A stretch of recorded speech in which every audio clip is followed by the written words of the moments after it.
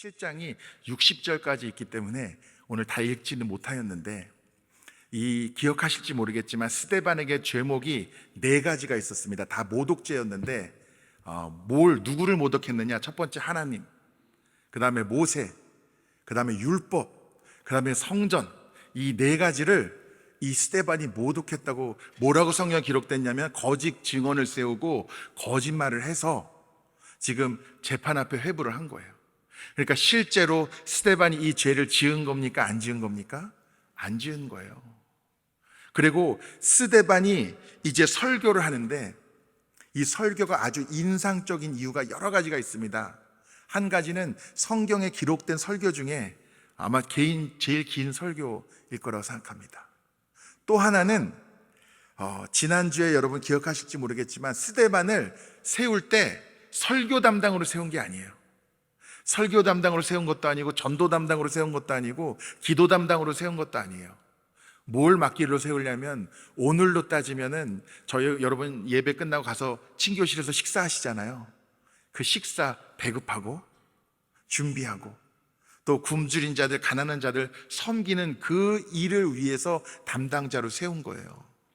근데 그 담당자로 세운 교회의 지도자인데 성령이 임하니까 기사와 이적이 일어나고, 오늘 이 말씀이 왜 또 대단하냐면 미리 써서 준비한 게 아니거든요. 원고가 없어요.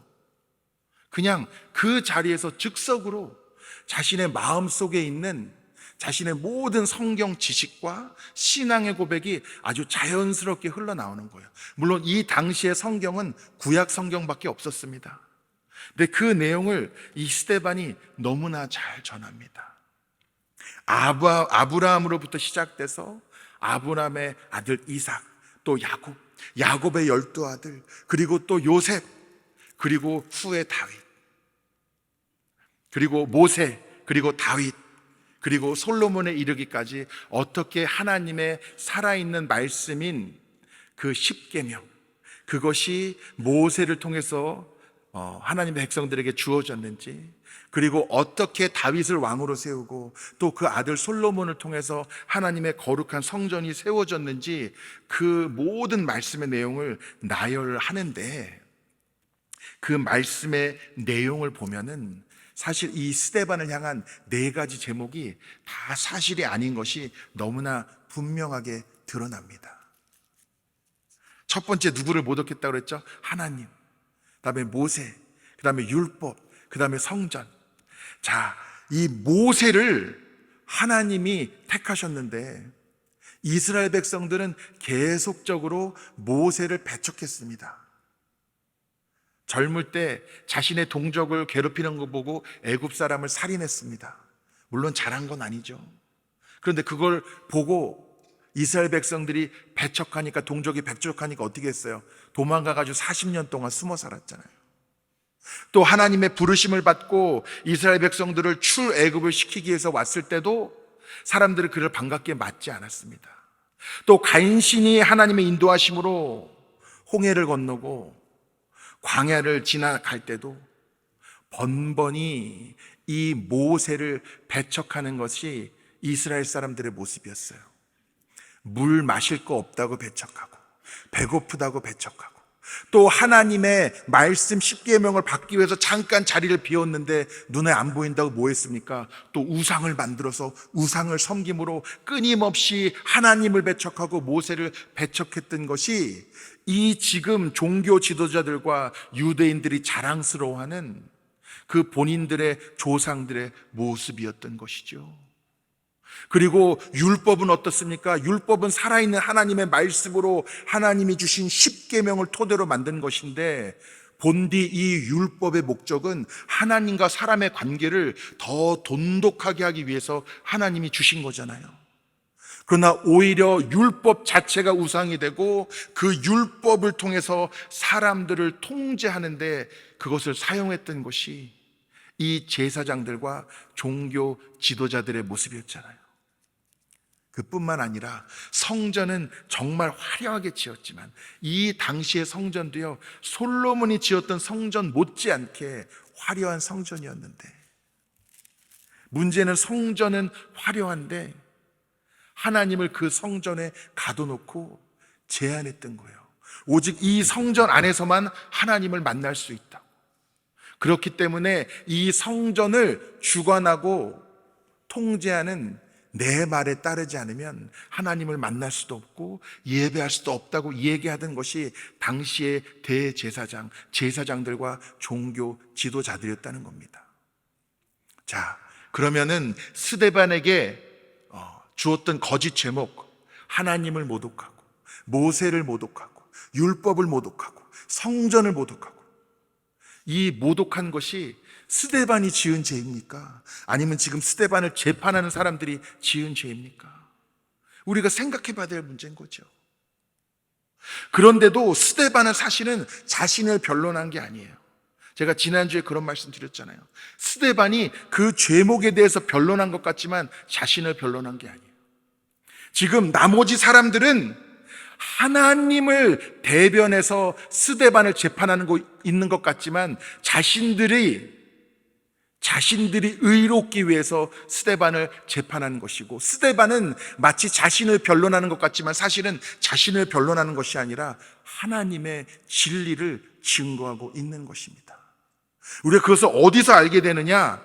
스데반은 자신의 제목을 따지고 보면 조목조목 다 반박한 것이 사실이지만 그는 그 가운데서도 끝까지 자신의 의로움을 주장하지 않고 사람들의 분노와 사람들의 소리 지름과 사람들의 돌 던짐에 겸손히 자기 자신을 맡기는 모습을 보이고, 스데반이 성령 충만하여서 하나님이 주신 말씀과 지혜로 그 진리를 선포할 때 더 이상 자신들이 할 말이 없으니까 사람들은 어떻게 반응합니까? 오늘 성경에 보면은 귀를 막았다고 하고요, 마음에 찔려서 소리를 지르면서 이를 갈면서 이 스데반을 성전 밖으로 끌어내고 하나같이 그들에게 돌을 던졌던 것이 이 사람들의 모습이었다는 것입니다.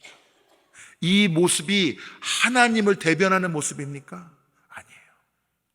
할 말이 없는, 누가 봐도 자신이 잘못한 것 같은 그 상황 속에서도 그들은 끝까지 자신의 의로움을 내세우면서 차라리 돌로 쳐서 이 스데반을 죽일지언정 자신의 잘못을 인정하지 않았던 것이 사람들의 모습이었고, 하나님 앞에 부끄러울 것 없이 거룩함으로 그 자리에 있던 스데반은 자기 자신의 결백함과 의로움을 주장한 것이 아니라 끝까지 주어진 그 기회 속에서 하나님의 섭리와 계획, 모세를 배척했던 것 같이 너희들이 배척하고 십자가에 못 박혀 죽게 한 그 예수님, 그 예수님이 우리의 참된 구세주라는 것을 자기의 생명을 바쳐 전한 것이 스데반이었다는 것입니다.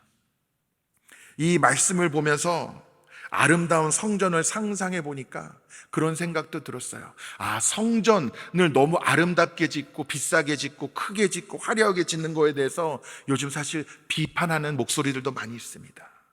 그래서 이런 성전 아니면 교회 건물을 크게 짓거나 아니면 고급스럽게 짓는 것에 대해서 비판하는 내용이 나오면은 큰 교회 다니시는 분들은 조금 조용히 계시고, 요즘은 교회 건물이 없는 교회들도 있잖아요. 물론 형편이 어려워서 건물이 없는 교회도 있지만 일부러 건물을 안 세우는 교회들도 있거든요. 그런 교회에 다니는 분들은 아주 당당하세요. 나는 건물도 없는 교회에 다닌다고. 그런데요, 여러분, 이 말씀을 잘 이해하셔야 되는데, 핵심은 내가 다니는 교회에 그 건물이 크고 화려하냐 그렇지 않냐가 문제가 아니고요, 우리는 하나님을 제한해서는 안 된다는 거예요. 우리는 공간으로도 제한합니다. 마치 이곳에서만 우리가 하나님을 만날 수 있고 하나님을 예배할 수 있는 것처럼 공간을 제한하기도 하는데요, 어떤 사람들은 시간을 제한합니다. 일주일 내내 우리는 하나님을 예배하고 하나님을 찬양하고 하나님의 말씀을 순종해야 되는데, 어떤 분들은 일주일에 하루, 어떤 분들은 일주일에 하루 중에도 몇 시간 혹은 1시간, 그 시간으로 하나님의 놀라운 섭리와 그 권능을 제한하기도 하는 것이죠. 제가 워싱턴 DC에서 공부를 할 때 이제 먼저 졸업한 그 친구였던 학생이 펜실베이니아에 목회를 나갔습니다. 시골 교회로 나갔다고 해서 방학 때 저와 온 가족이 그 친구를 방문해서 예배에 참석했거든요. 거기 예배가 11시부터 12시까지 예배를 드리는데 12시가 됐는데 뭐 그날 특송도 많았고 뭐 설교가 조금 길어가지고 이제 설교가 12시쯤에 마무리돼지고 있었어요. 그런데 갑자기 한 중년 그 성도분이 제 앞에 앉아서 이 주보를 보다가 갑자기 계속 기침을 하시는 거예요. 그래서 저는 이분이 뭐가 사례가 들리셨나? 왜 이렇게 자꾸 기침을 하시지? 그랬어요. 근데 그게 아니고 예배 끝나고 우리 그 친구 목사님한테 물어보니까 반드시 이 교회는 12시에 예배를 끝내야 된대요. 안 끝내면은 이렇게 기침하거나 갑자기 뜬금없이 주보를 이렇게 펴가지고 보고 12시 10분을 넘기면 막 나간대요. 축도도 안 했는데. 물론 여러분, 우리가 정해진 시간 안에 우리가 준비한 대로 예배를 잘 드리는 것도 중요하죠. 중요한데 제가 다른 거 말씀드리려는 게 아니라 공간이건 시간이건 나의 고집이건 나의 생각이건 나의 가치이건 나의 우선순위이건 그 무엇으로도 우리는 하나님의 놀라운 임재와 그 권능과 그 섭리를 제한하는 믿음, 제한하는 신앙생활을 해서는 안 된다는 것입니다. 그러니까 나는 우리 교회는 그렇게 화려하지 않아요. 그러니까 안심할 것이 아니라 내가 어떤 교회를 섬기든 어떤 삶을 살든 어떤 모습으로 하루하루 나의 일상이 그려지든 간에 그 가운데서 나는 혹시 하나님을 제한하고 있지 않은가, 그것을 우리가 고민해야 하는 것이죠. 나는 혹시 하나님을 제한하지 않는가? 나는 혹시 하나님을 배척하지 않는가? 나는 혹시 하나님의 말씀이 율법이 되어서 살아있는 하나님으로 누려지는 것이 아니라 그것을 규칙 삼아 다른 사람들을 지적하고 손가락질하고 판단하는 도구로 그 율법을 모독하고 있지 않은가?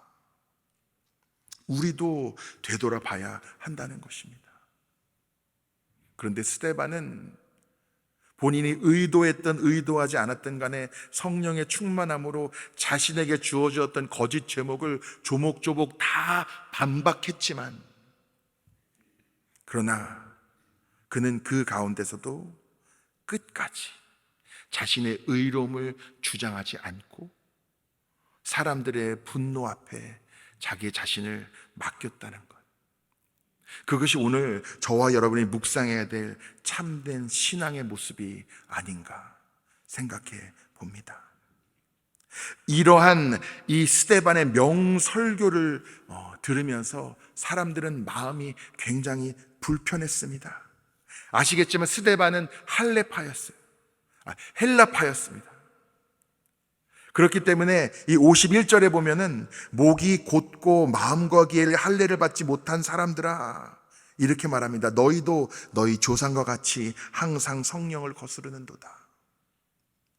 그렇게 육신의 할례를 주장하는 이 유대인들에게, 그리고 그 조상들에 대한 자부심으로 사는 그들에게 이전에도 그랬듯이 지금도 너희들은 하나님의 말씀을 수호하고 하나님의 성전을 지키는 자들인 것처럼 스스로 생각하지만 실상 마음과 귀에도 할례를 받지 못하고, 그때도 그랬던 것처럼 모세를 배척했던 것처럼 예수 그리스도를 배척하고 선지자들을 박해하는 것이 너희들의 모습이 아니냐 하니까 이 사람들이, 당대에 가장 똑똑하고 많이 배운 이 사람들이 다 꿀먹은 벙어리가 된 거예요.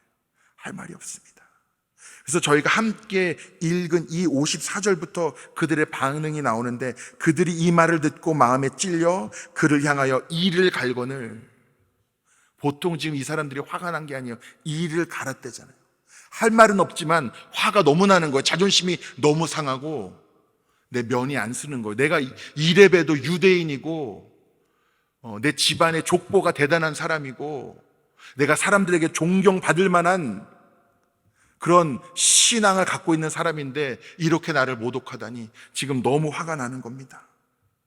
근데 그 가운데서도 스데반이 성령이 충만하여 하늘을 우러러 주목하여 하나님의 영광과 및 예수께서 하나님 우편에 서신 것을 보고, 이게 흥미로운 것이 이 7장 처음에 아브라함 얘기를 하면서 영광의 하나님이란 말이 나옵니다.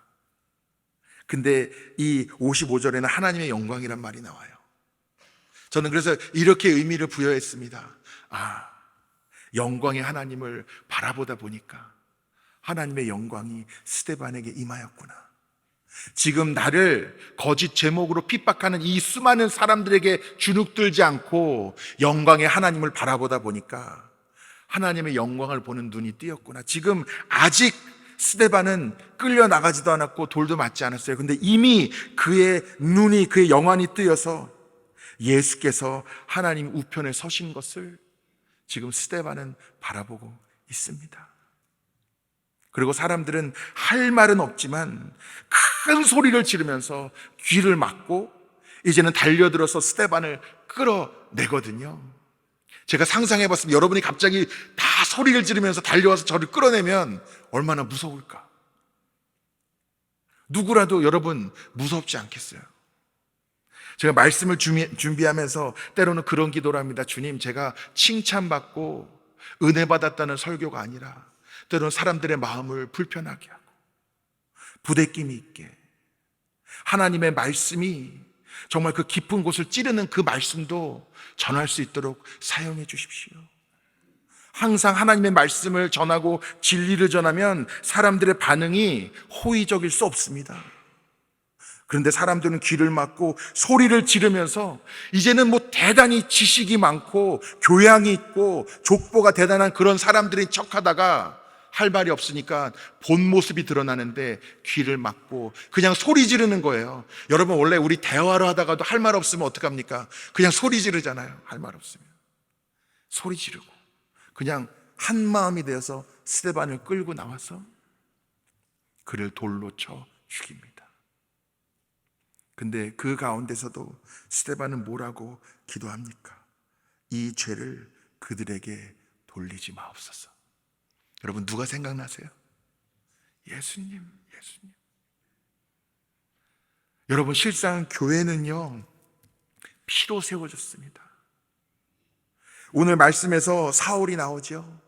이 이후에 하나님이 얼마나 사울을 만나주시고 놀랍게 사용하시는지 여러분 다 아실 거예요. 얼마나 많은 교회들이 세워지고 또 서신들이 쓰여지는데 하나님이 바울을 사용하셨는지 여러분 잘 아시잖아요. 여러분, 이렇게 하나님이 바울을 세우시고 이렇게 훌륭한 믿음의 사람을 통해서 일하셨구나. 여러분, 은혜 받으실 때마다 꼭 스데반을 기억하시기 바랍니다. 이렇게 하나님의 말씀을 선포하듯 스데반 앞에서 아직도 사울은 그 마음이 강팍하였습니다. 흥미로운 것은 60절 마지막에 잔이라 이렇게 표현이 됐어요. 어떤 분이 질문하시더라고요. 왜 죽었는데 잔이라 이렇게 표현이 됐냐고. 이것에 대해서도 조금 여러 가지 의견이 있습니다. 어떤 분들은 예수님이 부활의 첫 열매가 되었기 때문에 믿음의 사람들을 죽은 게 아니라 잠들어 있는 것이고, 우리도 다 부활할 것을 믿기 때문에 잔다고 표현한다, 이렇게 말씀하는 분도 있더라고요. 근데 더 중요한 것은 무엇이냐면, 우리의 육신은 죽더라도 우리는 영원한 안식을 주님 품에서 누릴 것이기 때문에, 아멘. 우리는 우리의 육신의 생은 언젠가는 끝이 있지만 우리는 주님 품에서 영원한 안식을 얻을 것을 믿기 때문에 우리는 잠들었다고 표현할 수 있는 것이죠. 그런데 여러분 기억하십시오. 죽었다고 해서 다 잠든 것이고 다 안식을 얻는 것이 아닙니다. 다 주님의 품을 영원히 누리는 것이 아니에요. 그렇기 때문에 스데반이 그랬던 것 같이, 후에 바울을 통해서도 하나님이 그러신 것 같이 우리는 하나님의 복음을 전해야 하는 것이지요. 모두가 그 안식을 얻는 것이 하나님의 마음이고 하나님의 뜻이기 때문에. 1절에 보면 사울은 그가 죽임을 당함을 마땅히 여기더라. 아직도 사울은 마음이 강팍합니다. 그날에 예루살렘에 있는 교회에 큰 박해가 있어 사도 외에는 다 유대와 사마리아와 모든 땅으로 흩어지니라. 지금 굉장히 중요한 이 교회 역사의 시점에 우리가 서 있는데요. 처음에 120명으로 시작했던 하나님의 교회가 1000명, 10,000명, 수많은 사람들이 놀라운 부흥과 성령의 역사를 체험했는데, 이 모든 것은 다 어디서 이루어지고 있냐면 지금 예루살렘에서 이루어지고 있어요. 그리고 지금까지도 핍박이 있었습니다. 맞기도 하고 감옥에 갇히기도 하고. 그런데 그 모든 핍박은 사도들이 받은 핍박이었어요. 그런데 지금부터 이제는 예루살렘에 머무는 것이 아니라 유대와 사마리아로 이 믿는 사람들이 흩어지고, 그 핍박이 사도들에게 국한된 것이 아니라 모든 믿는 자들에게 핍박이 시작이 됩니다. 그리고 그 핍박은요, 로마로부터 받는 핍박이 아니었고 실상은 하나님을 믿는다는 유대인으로부터 받는 핍박이었어요. 이 사울이라는 이 젊은 사람이 굉장히 독했던 것이 무엇이냐면, 이 예루살렘에서 핍박이 있으니까 다 도망간 거잖아요. 오늘 이 마지막에 보면 사울은 뭘 하고 있냐면 도망간 사람들을 끝까지 쫓아가서 잡고 있는 거예요. 그러니까 지금 이 사울이 보통 마음이 강팍한 것이 아닙니다. 보통 지금 자신이 하는 것이 옳다고 스스로 확신하는 게 아니에요. 네, 그 가운데서도 스데반의 모습을 기억하시기 바랍니다. 1절 마지막에 유대와 사마리아 모든 땅으로 흩어지니라 이렇게 말씀하고 있는데, 이 흩어짐은요, 흩어져서 없어지는 흩어짐이 아닙니다. 이 헬라어에는 두 가지 단어가 있는데, 하나는 흩어져서 없어진다 이런 뜻이고, 두 번째 단어는 흩어져서 마치 씨앗이 뿌려져서 열매 맺듯이 흩어진다, 그런 의미의 단어가 있는데, 오늘 말씀은 후자인 거예요. 여러분, 민들레 호씨가 날려가지고 사방에 퍼져서 그 꽃은 죽은 것 같지만 수많은 꽃이 피고 열매를 맺는 것 같이, 지금은 이 핍박을 통해서 스데반의 죽음을 크게 슬퍼하고 눈물을 흘리며 도망 다니듯이 떠나가고 흩어지는 것이 교회의 모습이지만, 그 흩어짐조차도 하나님의 계획과 섭리가 있으며 그 가운데서 하나님의 놀라운 열매가 또 맺어지게 되는 것을 우리가 이제 앞으로 보게 되는 것이죠.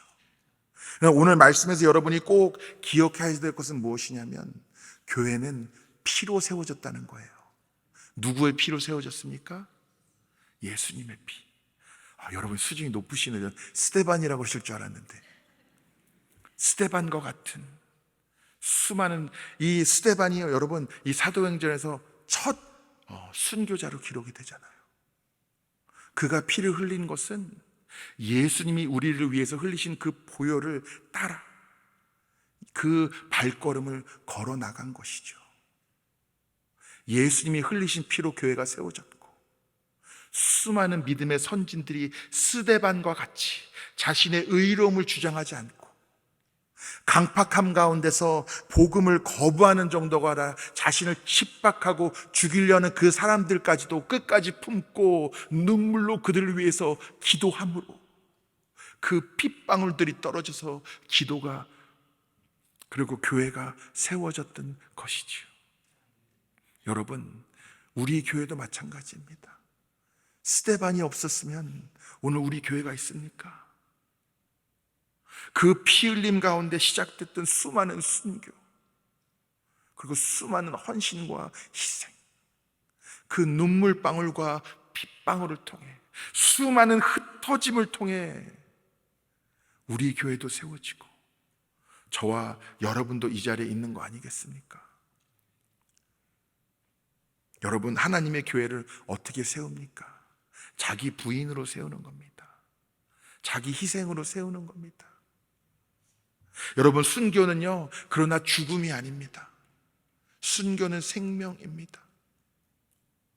결과적으로 죽음으로 그 생명에 대한 신앙이 드러났지만, 스데반의 목표는 죽는 것이 아니었어요. 죽더라도 이 생명의 복음을 전하는 것이었습니다.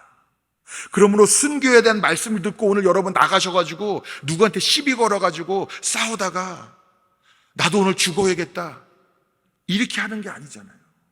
그것이 아니라 내 생명이 귀중하지만 그거보다 더 귀중한 것은 예수님이 그리하신 것 같이 이 피로 세워진 교회가 더욱 거룩하게 세워질 수 있도록 나를 내어드리고 순종하는 것이 그 발자취를 따라가는 길이 아니겠습니까? 저희가 요즘 새벽 기도 때 열왕기상 말씀을 묵상하고 있습니다. 여러분 잘 아시는 이 솔로몬의 유명한 재판 이야기가 있잖아요. 두 어머니가 아이를 하나 데리고 와서 서로 자기의 아이라 그러니까 솔로몬이 뭐라 그래요? 아이를 반으로 갈라라. 그랬더니 친모는 어떻게 해요? 제가 잘못했습니다. 제가 거짓말했습니다. 제 아이가 아닙니다. 그 여인에게 주십시오. 근데 나머지 한 여인은 뭐라 그래요? 그래요. 그렇게 반으로 갈라서라도. 저는 그 말씀을 묵상하면서 하나님 주신 감동이 있는데 저는 그 아이가 하나님의 교회라는 그 감동을 받았습니다. 하나님의 교회는 누구를 통해 세워집니까? 끝까지 나 잘했다고. 오늘 말씀에서 스데반을 재판하는 사람들처럼 끝까지 교회가 갈라지고 무너지더라도 내가 잘했다고 주장하는 사람들이 있을 수 있고, 나의 의로움, 나의 공로를 내세우는 것이 아니라 어떻게 해서든 이 생명을 살리기 위해서 자신을 부인하고 낮아지는 사람들도 있겠죠. 누가 진짜 이 아이를 사랑하는 친모입니까? 그러면 성도들 중에는 누가 정말 이 피로 세운 하나님의 교회를 사랑하는 자입니까? 여러분은 진심으로 이 하나님의 피로 세운 교회를 사랑하고 세워나가고 계십니까? 여러분, 스데반의 신앙이 여러분의 신앙이 되시기를 축복합니다. 예수님의 그 피로 세운 이 교회를 더욱 거룩하게 세우고 또 아름다운 씨앗을 뿌렸던 이 스데반의 놀라운 삶이 여러분의 삶으로도 사라지시게 되기를 축복합니다. 이제는 여러분의 신앙을 통해 아름다운 민들레 홀씨들이 흩어져서 노을룩과 거룩한 열매들을 맺는 역사가 나타나게 될 줄 믿습니다. 기도하시겠습니다. 사랑과 은혜가 풍성하신 주님, 스데반의 믿음을 통해 주님의 피로 세우신 이 교회를 더욱 굳건하게 세우시고 그 씨앗을 흩으신 것 같이 우리의 믿음, 주님을 향한 우리의 사랑과 우리의 눈물과 우리의 핏방울을 통해서도 주님, 그 생명의 역사와 열매가 나타나게 하여 주시기를 이 시간 간절히 구합니다. 나 자신의 의로움과 선함을 주장하지 아니하고 생명을 살리기 위해 나를 희생한 수많은 선진들 같이 피로 세운 주님의 교회를 더욱 거룩하게 섬겨 나아가며 영원한 생명, 영원한 안식을 누릴 수 있도록 주님의 복음을 증거하며 나아가기를 다짐하는 당신의 귀한 백성들을 붙잡아 주시고 주님의 놀라운 축복의 통로로 삼아 주시옵소서. 주 예수 그리스도의 이름으로 기도드리옵나이다. 아멘.